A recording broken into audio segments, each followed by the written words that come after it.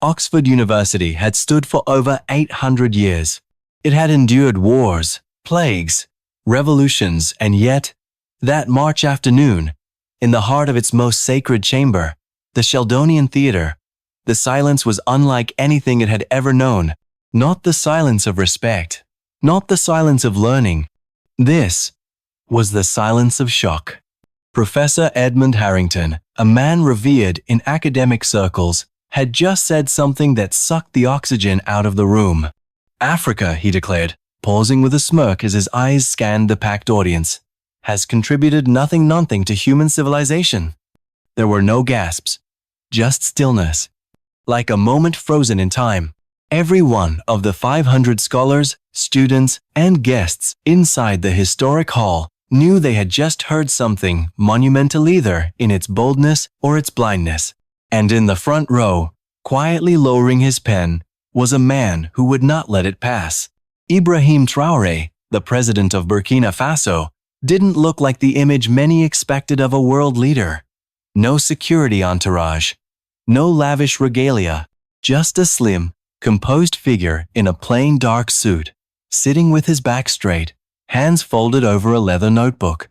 He hadn't come to Oxford to cause waves. He had come to listen. The event was meant to be a routine forum. Leadership in the 21st century. A chance for global voices to exchange ideas. Traoré had been invited as part of Oxford's African Leadership Series, a gesture toward inclusion. But, for the most part, he'd remained quiet, taking notes as others spoke of democracy, innovation, and international cooperation.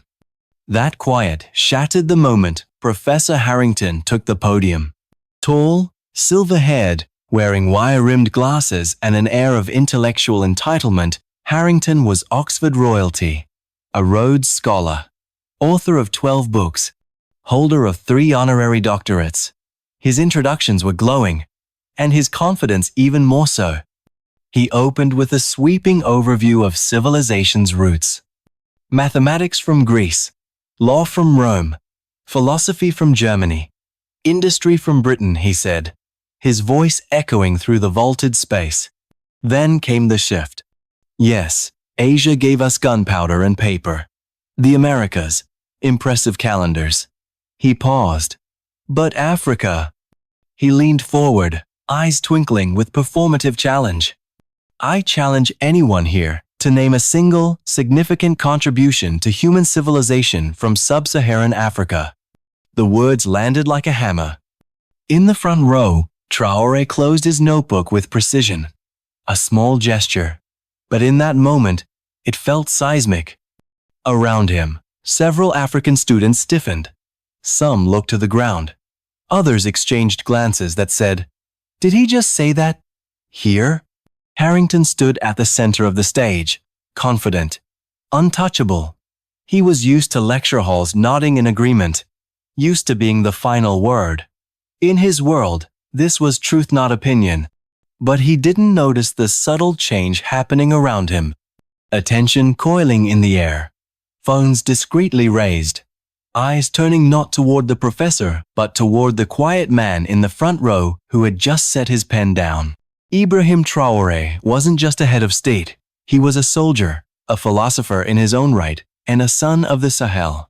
But in that moment, he wasn't thinking of titles. He was thinking of the children back home, bright-eyed, brilliant, and how they would one day hear this speech on YouTube or in a classroom and maybe believe it. He couldn't allow that. So, when he raised his hand, it wasn't dramatic. It was deliberate. A calm refusal to let lies linger in silence. Professor Harrington acknowledged him with the same smug indifference he might give a freshman student. "Yes?" he asked, brow arched, tone dry. "You have a question?" "I do," Traoré replied, standing up. "But first, I'd like to respond." Harrington blinked, feigning unfamiliarity. "And you are?" "Ibrahim Traoré." He offered no title. No resume. Just a name. Just a man. A ripple passed through the room. Cameras turned. The silence now buzzed with anticipation. And Harrington, with a wave of his hand, motioned toward the stage. "Please, Enlighten us, he said. But try to stick to history, not romantic folklore. The sarcasm was sharp, the condescension thick. Traoré stepped forward calm, composed. In his hand, a leather folder. In his eyes, something deeper, not anger, but truth polished and patient. What happened next would not just change the atmosphere in that room. It would echo through institutions, ripple across continents, and force the world to reckon with a past it had comfortably ignored. But for now, the room waited. Because sometimes, the most powerful revolutions begin not with a roar, but with a man calmly standing to speak the truth.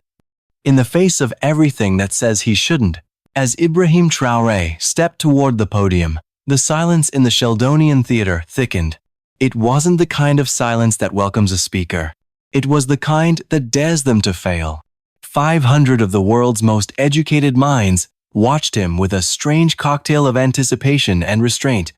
Some were skeptical, others hopeful, but all of them were tense. No one interrupted Harrington. No one challenged him. And certainly not in this room, under these vaulted ceilings, in a place built on centuries of white marble, red robes, and uninterrupted tradition. You could almost hear the unsaid. Who does he think he is? A guest challenging a host? An African president challenging a European professor? Traoré felt it all. He wasn't immune. The pressure, the weight, the trap, because that's what it was. A trap disguised as a challenge. Harrington's smirk wasn't just arrogance, it was a test. A test he thought Traoré couldn't pass. Not in this arena, not in his world. And for a moment even, if only a breath, Traoré almost didn't alles. He reached the lectern, placed his leather folder on the wood, and looked out. Rows and rows of polished shoes, crossed legs, laptops, tweed jackets, eyes that had spent years in libraries and lecture halls, but perhaps not enough time in truth. He inhaled, and for the briefest flicker, something inside him whispered, "You don't belong here." It was a voice not born of doubt, but of experience. The kind whispered to every student who was the only black person in the seminar. Every young scholar whose accent made others lean in with condescension. Every leader told their history was footnote, not foundation. The voice of centuries of erasure. But then something shifted. He remembered a boy in Bobo Dioulasso, barefoot in red dust, solving equations on a piece of cardboard. He remembered an old woman in Ouagadougou who could heal a wound with herbs and prayer and patience. He remembered a teacher in Dori who taught under a mango tree, with no chalk, but more wisdom than any man in this room. And he remembered who he was, not for Oxford's approval, but because of everything Oxford had never seen. So when he finally spoke, his voice wasn't loud, but it was steady. "Professor," he began, his tone respectful but unwavering. "Before I address your challenge, may I ask a question?" The room shifted. This wasn't a man about to make an emotional plea. This was something else. Something colder, sharper. Harrington tilted his head, amused. "Of course," he replied, mock generosity dripping from his lips.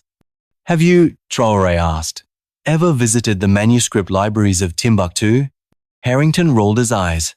"Have you studied the mathematical systems of the Dune people, the metallurgy of the Haya, the constitutional traditions of the Ashanti?" The professor chuckled, not kindly. "Ancient mud huts and tribal rituals hardly qualify as civilization, Mr. Traoré. Let's stick to real history." A wave of discomfort rippled through the audience. Phones shifted. Brows furrowed. Even some professors glanced sideways at one another. But Traoré didn't flinch. He didn't raise his voice. He simply opened his folder and held up a page. "This," he said, "is the Lebombo bone, found in Swaziland. It's over 44,000 years old, and it contains the earliest known mathematical markings in human history. Not dramatic, just factual. Delivered like a surgeon, precise and calm. Mathematics," he continued, "did not begin in Greece. It began in Africa." The silence turned again this time, from tension to focus. People leaned forward, pens came out, phones lifted higher. Still, Harrington scoffed. Counting notches isn't the Pythagorean theorem. Traoré nodded slightly. Then allow me to continue. And what followed wasn't a rebuttal. It was a quiet dismantling of a worldview. One example at a time. Not shouted. Not preached. Just presented with evidence. It was the most dangerous kind of truth. The kind that leaves no escape. But even as he spoke cool, composed, there was a war inside him. He wasn't supposed to be here, remember? Not here but in this position. His father had been a mechanic. His mother, a teacher. He had walked miles barefoot to school. He'd studied by candlelight. He wasn't groomed for Oxford stages. He was supposed to remain invisible like the stories he was now revealing. So Yesh's voice was calm. But beneath the surface was heartbreak. Not at Harrington. At the system. At the textbooks that erased. At the professors who dismissed. At the world that rewarded ignorance as long as it wore a suit and spoke with the right accent. How many students had sat through 47 years of this professor's lectures and walked away believing Africa was nothing but darkness? How many young Africans had internalized that belief? This wasn't about a debate. It was about memory. It was about dignity. It was about telling the truth loud enough that even centuries of silence couldn't muffle it anymore. So Traoré stood and spoke and waited. The professor had no idea that his career had just cracked. But everyone else felt the tremor coming. Because when truth is spoken with humility, it doesn't land like a bomb. It lands like a seed. And sometimes, the most dangerous thing you can do to power is plant something that grows. He didn't raise his voice. He didn't need to. Because when truth walks into a room filled with assumption, it doesn't need to shout. It just needs to be undeniable. Ibrahim Traoré stood at the podium not as a president, not as a politician, but as a man armed with something most people in that hall had never encountered from Africa. Irrefutable knowledge. He didn't attack. He dismantled. Piece by piece, like someone taking apart a faulty machine and showing the audience why it was never working in the first place. He held up a second artifact. This, he said, is the Ashango bone, found in what is now the Democratic Republic of Congo. It's over 20,000 years old and demonstrates a complex understanding of prime numbers, multiplication, and division. He turned slowly, making eye contact with the audience. It predates Greek mathematics by nearly 19,000 years. Someone in the back dropped their pen. Another student whispered, "Wait, what?" Traoré pressed forward, never losing his composure, never slipping into anger. Just fact, after fact, after fact. "You mentioned law," he continued, glancing at Harrington. "Let's speak about governance." He opened another page in his folder. The Ashanti Confederacy had a constitution with checks and balances 3 centuries before the United States was founded. The Buganda Kingdom maintained a complex parliamentary system, while most of Europe still lived under absolute monarchy. Now the professors were shifting. This wasn't a speech. It was a masterclass, a history lecture that Oxford should have been giving, but never had. And then he shifted gears. "Philosophy," Traoré said, his voice calm but razor-sharp. "You credited Germany, but have you read Zera Jacob?" A few heads tilted, most hadn't. Zera Jacob, he explained, was a 17th century Ethiopian philosopher who wrote about rational inquiry, ethics, and human dignity decades before the European Enlightenment. His student, Walda Haywat, expanded on his ideas with texts on moral reasoning that rival anything from Locke or Kant. He looked to Harrington now, his expression unreadable. But of course, they wrote in Ge'ez, not Latin, so perhaps that's why they don't count. Gasps. This time, audible. Real. People weren't just listening anymore, they were feeling. The air had changed. The authority in the room had quietly shifted shoulders. Traoré walked back to his folder, pulled out another sheet. Let's move to medicine, he said. The first successful cataract surgery was performed in Mali in the 14th century. The first cesarean section, where both mother and child survived, was performed in Uganda in 1879, using antiseptic techniques Europe wouldn't adopt until decades later. Now students were recording openly. Professors leaned forward. Harrington looked pale, eyes darting. Still, Traoré pressed on, gentle but relentless. The first vaccination wasn't Jenner's cowpox method. It was variolation, practiced in West Africa and brought to America by enslaved Africans. Pause. Let it sink in. He pulled another page. Architecture. Click. On the screen behind him, projected from a USB someone had passed to a technician, appeared photos. The Great Zimbabwe ruins with their flawless stone walls. The Nubian pyramids, older than Egypt's. The rock-hewn churches of Lalibela, carved downward into volcanic stone with surgical precision. And a rendering of how their acoustic properties baffle modern engineers. He turned. But perhaps you've never heard of these, he said gently, because they don't fit the narrative of African primitiveness. He didn't smile. He didn't gloat. He simply let the weight of the truth do what truth does best. Stand. The audience wasn't breathing. Some students were in tears. African students who'd grown up, never hearing this version of history. Western students who'd never questioned what was left out of their textbooks. Then, Traoré raised his final point. And yet, he said, despite all this. He paused. Despite metallurgy in Tanzania 2,000 years ago. Despite the Benin bronzes that European scholars once claimed must have been made by outsiders. Despite the agricultural innovations that allowed cities in the Sahel to thrive where European methods failed, there is one contribution Africa made that I believe the world needs now more than ever. He stepped away from the podium, walked slowly toward the front of the stage, and looked out not with defiance, but with something deeper. With all due respect, Professor, he said, while Europe's philosophers were consumed with conquest and individualism, Africa was nurturing Ubuntu, a philosophy that says, I am because we are. Silence. While the so-called civilized world built empires on slavery and separation, we developed ideas of restorative justice, of healing through community, of dignity through unity. He stepped back. That, Professor, is not folklore. That is civilization. And with those words, something intangible cracked. It wasn't just Harrington's argument. It was the structure behind it, the centuries-old scaffolding that had held up one version of history while burying another. For the first time in that hall, people weren't just hearing. They were unlearning. And once you start unlearning, there's no going back. The moment Ibrahim Traoré stepped back from the podium, the silence returned. But it wasn't the same silence Harrington had enjoyed. This one was charged. Electric. Ready to explode. Then, a single clap.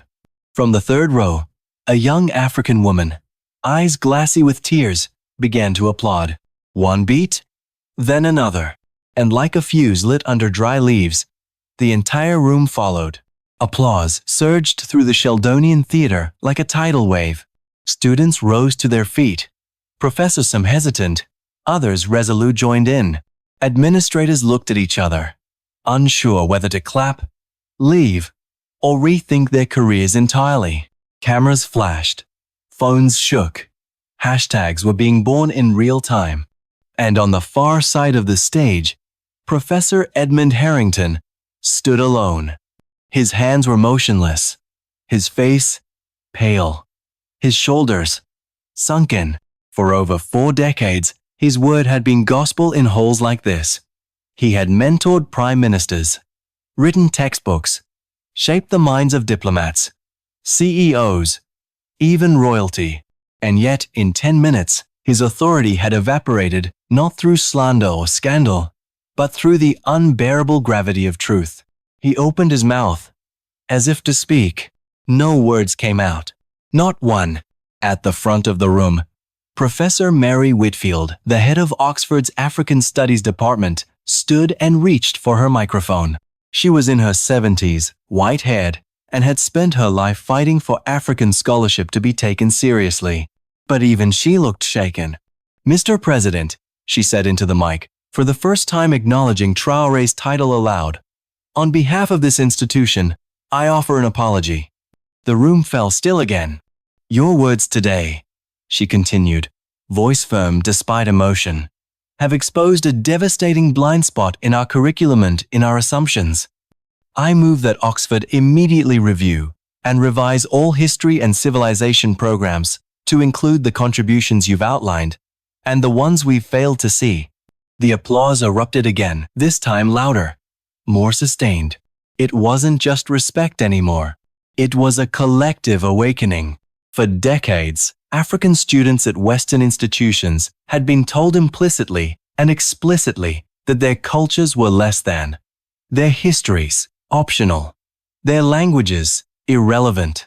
But in less than an hour, that narrative had been torn down without anger, without vengeance, just dignity, just evidence. And that was more powerful than any protest. Traoré didn't raise his arms, didn't bow. He simply stood quietly, soaking in none of the glory. Because it wasn't about him. When the applause died down, he spoke once more. "I don't seek apologies," he said gently. "I seek truth." He looked at Harrington not with hatred, but with something closer to pity. "And the truth," he continued, "is that human civilization is not the property of any one continent, any one race, or any one language. It is the collective genius of all of us. From the first etched bone in the African savannah to the latest equations sent into the stars." He paused. "But as long as professors like Dr. Harrington continue to teach an incomplete history, whether through omission or denial, we perpetuate ignorance, and ignorance breeds prejudice. Today, in this room, we have a choice: continue the lie, or embrace the whole, rich, complex truth of who we are." Then he gathered his folder, turned to leave the stage, and paused. He walked toward Harrington. The professor flinched slightly, unsure what was coming. Traoré leaned in just enough for the microphones to catch his words. "Professor, I've left copies of all the documents with your department. I hope you'll find time to read them." Then he walked back to his seat. No victory lap. No fist in the air. Just calm footsteps echoing across the stage. The aftermath came quickly. Within hours, students posted videos titled, "African President Silences Oxford with 10-minute Masterclass. This is what real leadership looks like. Best academic takedown ever. Watch to the end." By sunrise, the views hit 5 million. By noon, 20. Harrington, under immense pressure, released a statement the next day. "After decades in academia, I've chosen to step down and focus on personal research." Oxford released a public apology and announced a comprehensive overhaul of its curriculum. The Sheldonian Theatre would now host an annual lecture series on African contributions to world civilization. And the first speaker? Ibrahim Traoré. But the greatest impact wasn't in the headlines. It was in the classrooms. Enrollment in African studies doubled in British universities. Students began traveling to archives in Mali, Ghana, Ethiopia. Professors began referencing the works of Zara, Jacob, Ahmed Baba, and the astronomers of the Sahel.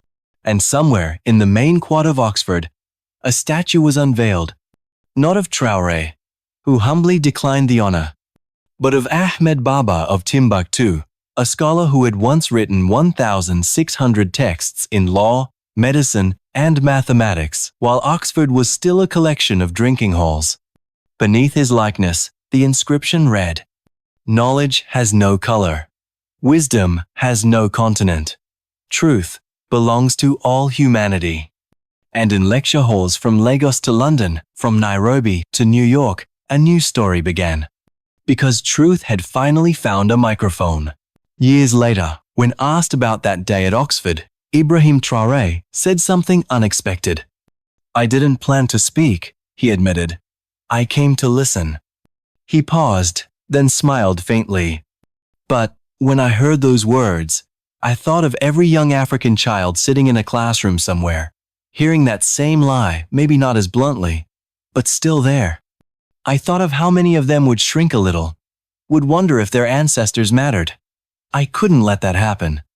And so, in a quiet hall in Oxford, he stood not for applause, not for debate, but for memory, for dignity, for truth. What followed wasn't just a viral moment. It was a shift in the global academic current. That moment, soon dubbed the Traoré moment, began appearing in textbooks, TED Talks, and classrooms around the world. Professors cited it in lectures. Students referenced it in dissertations. Even late-night hosts mentioned it not to mock, but to marvel. But the true legacy? It didn't live in headlines or hashtags. It lived in a child in Kigali who, for the first time, saw Ahmed Baba's name in a textbook. It lived in a girl in Detroit who now knew that cataract surgery started in Mali, not in a 20th century clinic. It lived in a boy in Cape Coast who stood taller in class when his teacher asked about philosophy and he raised his hand to talk about Zara Yaqub. The ripple effect was real and it was powerful. At Oxford, the African Studies Department received its largest funding boost in history. Internships were created for students to study in African universities.